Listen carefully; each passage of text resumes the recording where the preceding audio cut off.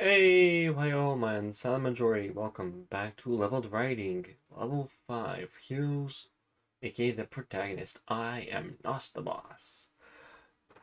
In in this part, we're discussing heroes and protagonists. And one thing I find that a lot of people um tend to forget is that in a lot of cases in in various media, it's almost commonplace. I find that the hero or protagonist becomes the first person we relate to. Anything or anyone opposing them becomes the villain. That's one thing I've begun to notice. But then time becomes another factor. Time and experience with this character. Same thing. Same thing with villains, actually, but where are you getting at the villains? Time and experience. We build, we build empathy, uh, humility, leadership, good, good qualities. Like, all these are good qualities that we look for in that allow us to relate to the character. And in relatability, we haven't seen the character's full life.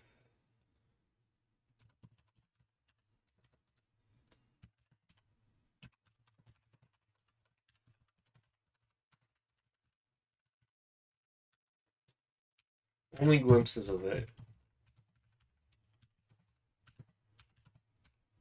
aka flashbacks.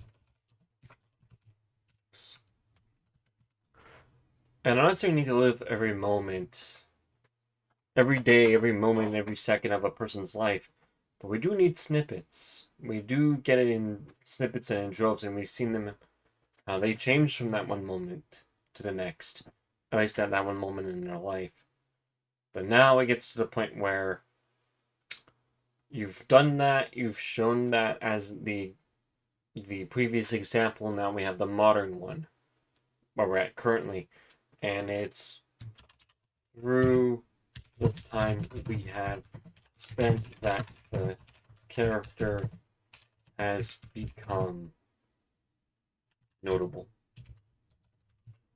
And I'm going to expound on this verbally by saying the character earns our empathy, they earn their humility, they show their leadership, and they've shown it 3-4 times in the course of, let's say, 3 episodes.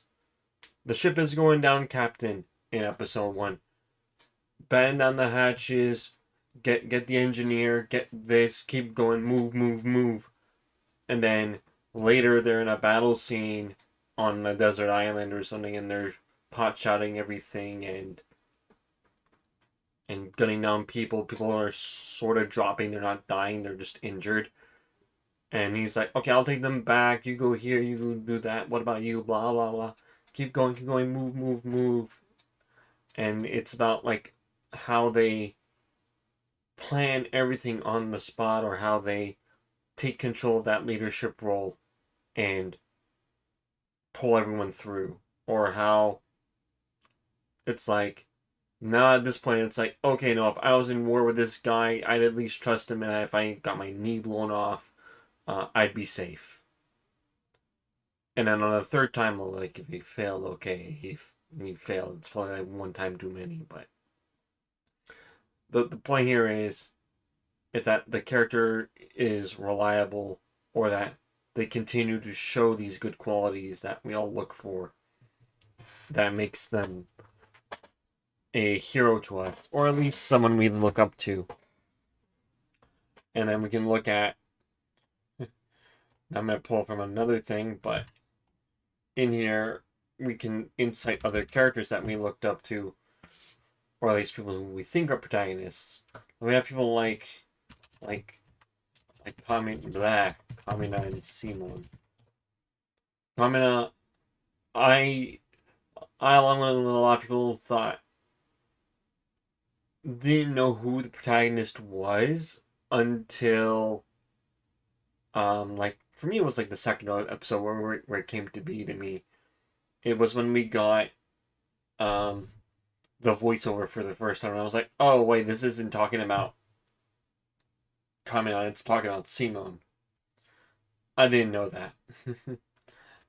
Episode 1, you're not going to know that, but in here, I learned that episode 2 solidified Simon as the. If not, him finding the machine almost effectively solidifies him as the protagonist. Like, what was it? There was, what was that? What was that anime? No, not anime. That tokusatsu. What was it? It was Power Rangers Lost Galaxy, where the reverse is a thing. What's his name? Mikey or Luke? One of the two of them. I forget which one's which. The guy who becomes the Magna Defender pulls out the red saber and is forced to give his brother, I think Luke or whatever, the red quasar saber before falling into the earth and meeting the Magna Defender, showing up in, I don't know, 10 episodes, 15, 20 episodes down the line, and going, oh yeah, I'm the Black Bull guy now. I'm the Magna Defender. So we had like the reverse of their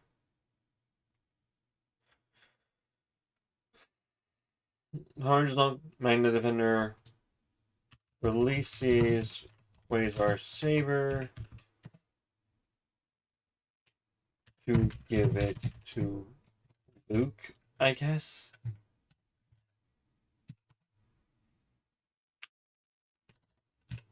Like stuff like that. So in here we can cite two things actually for that.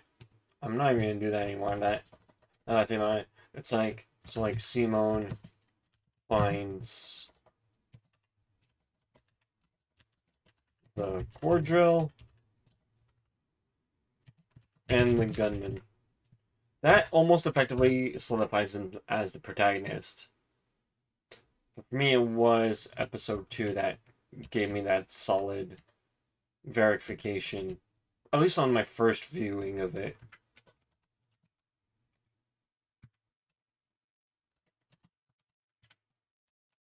That's kind of how you set it up, episode 1.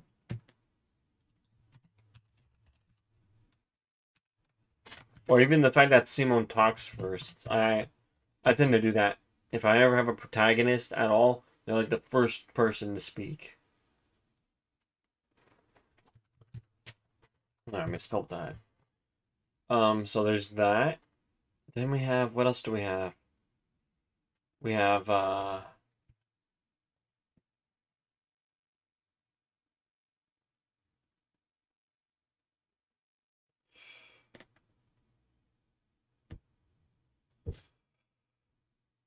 we do have,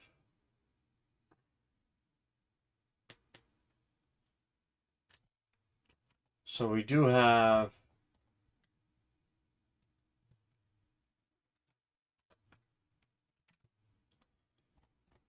it's now like we're going to talk about other things that we can do. At least for this, we have, what's it called? With, we have a death battle.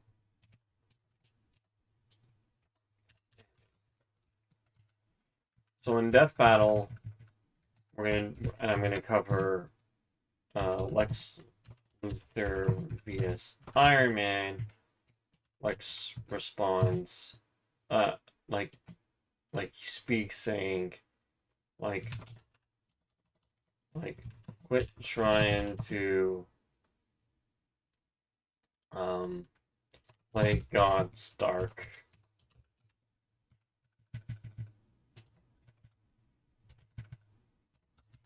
And then Tony responds, it's like I am not trying to play God this whole time.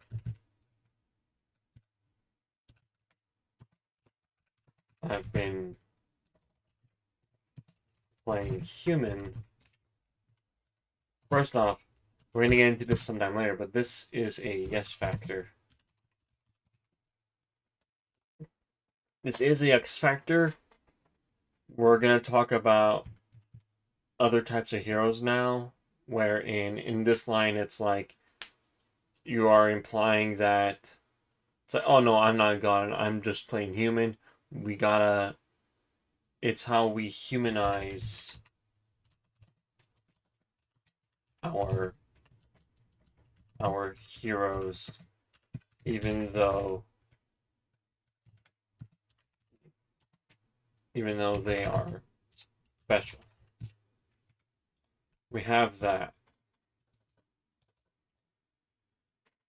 The next thing we're gonna go on,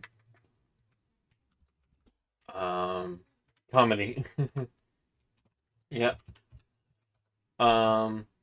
So if your protagonist is a Mary Sue, or Gary Stu,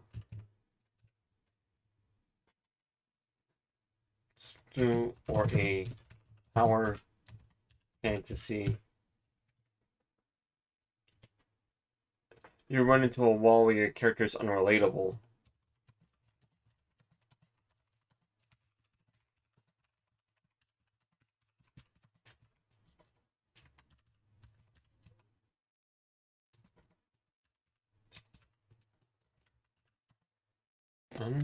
What the? Whoa. Relate.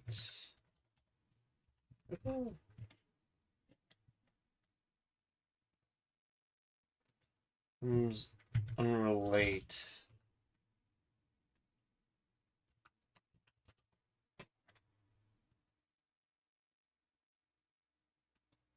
Wow. Unrelatable is not a word? No way.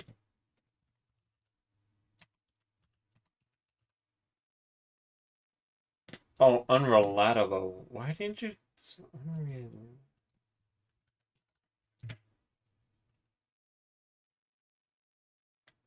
Well, whatever. Found what I came for.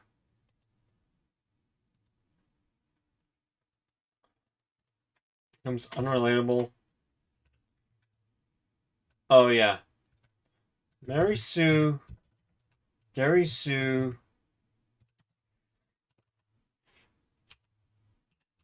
Jaden Yuki, or a power fantasy. You run into a wall where your character becomes unrelatable. And stay tuned, because after the summer I might just do some stories from when I used to play not when I used to play, I still do, but from when I play card games and the like. This will be after the summer. Because I gotta do Sonic Summer. After this, it's pretty much me prepping for Sonic Summer next week. You run into a wall where your character becomes unrelatable. Unless it's a comedy.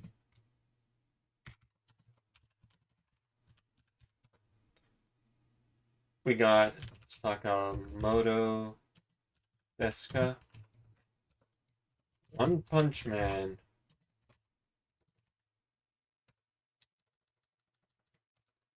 And these guys are hilarious. They're all comedy figures.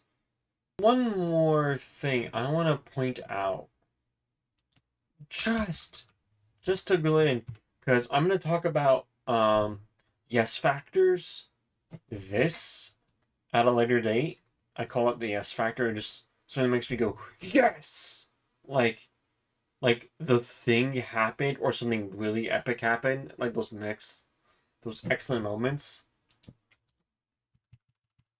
It's very hard to find those, but there are some really big yes moments out there. And for me, a hero, especially in females, and I'm going to stress for female heroes, so heroines, what makes them good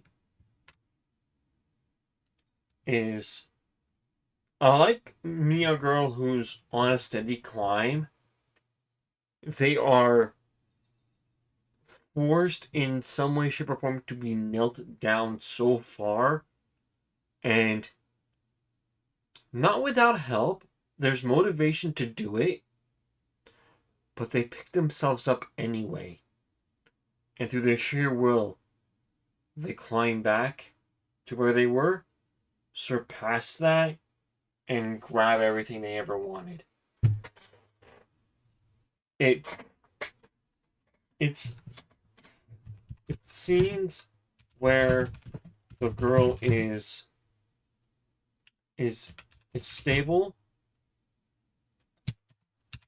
The facade is broken and they fall.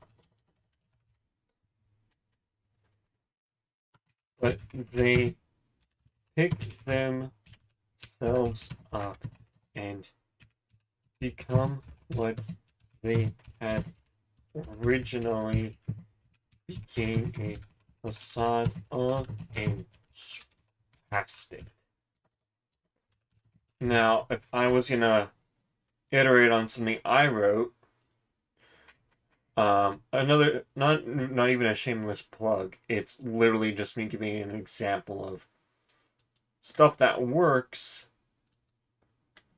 I'm gonna point to Alice Wayne from my book, Yoshi the Iron Beater, on my Wattpad.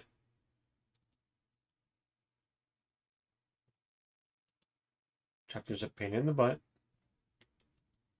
I edited the part. Wait, what am I doing? I don't want that. If I'm viewing it as a reader, is this me viewing it as a reader? Yeah, save changes, please.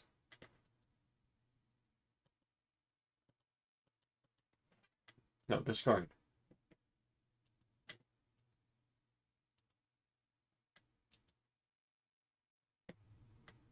There we go.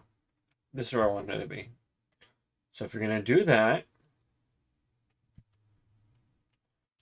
from Yoshi the Iron Beater,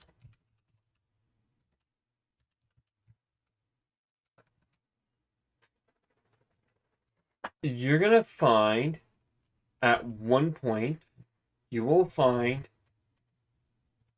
she built up a facade of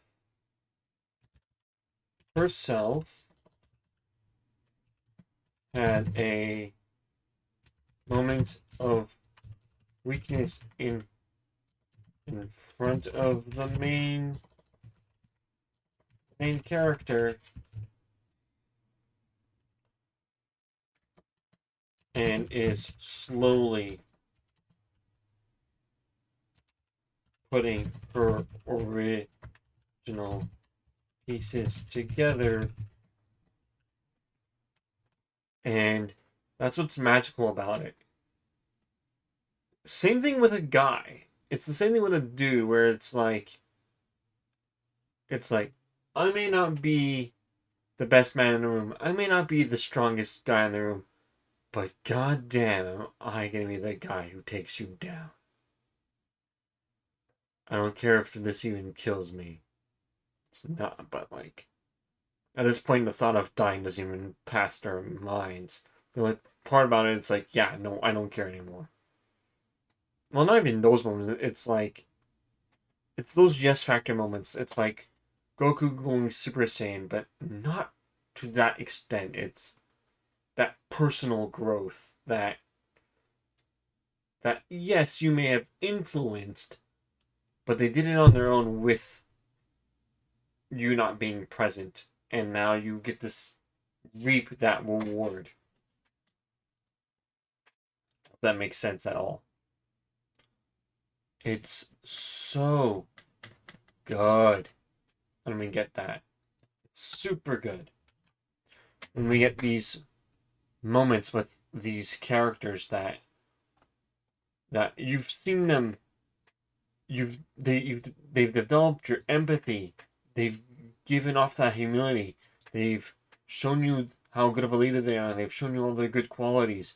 You spent like a season with this character, and then they are struck down in some way, shape, or form, and you bring them and you as writer build them back up on their own merits. It is glory and gold upon the page.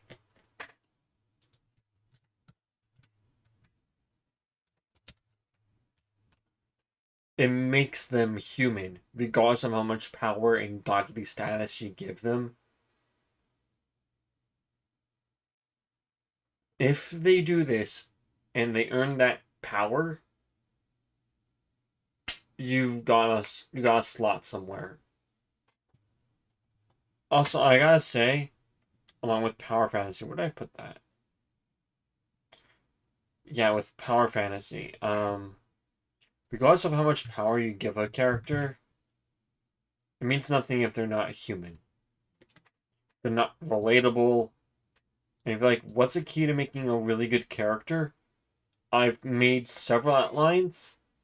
If you want to be consistent with something, try writing your friend. Try writing your friend as a hero. And as much as I want to have a good example of this, kinda, I mean, I am currently writing Legacy of Magic, where my best friend is the protagonist. He is Mordred Le Fay, or as I'm calling him, Mordred Ironbolt in my story. And this guy has quite the personality to where, where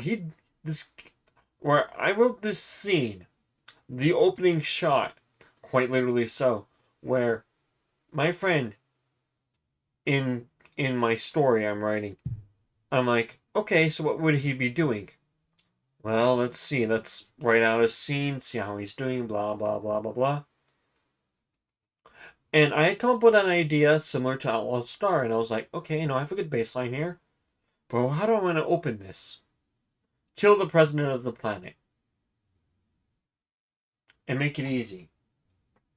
Alright, cool, easy money. In my head, at least. So what else do I want to do? Well, how do other shows handle it? Handle it like this. I'm like, well, that's not how Mordred would handle it. He'd actually be like, you know what? I don't give a shit. They're like, oh, but you should dwell on this scene and let it play out a little bit more. I don't think so. I don't think my friend would behave this way. My friend would kill the guy, take the photo, get the money, and then go to a bar and hang out. Maybe pick up a chick and, go bed with.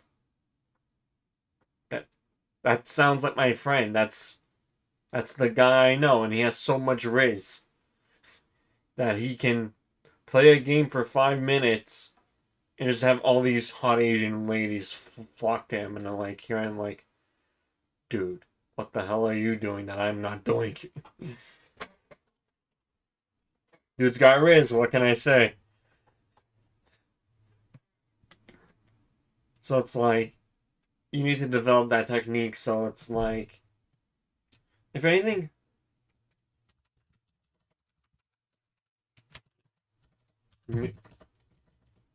write your friend as a hero. If there's something in them that you like when you're writing, there's something about them that you like as a quality, write your friend as a hero.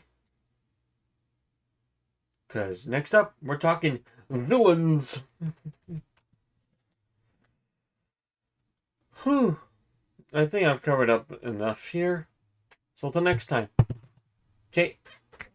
Ciao.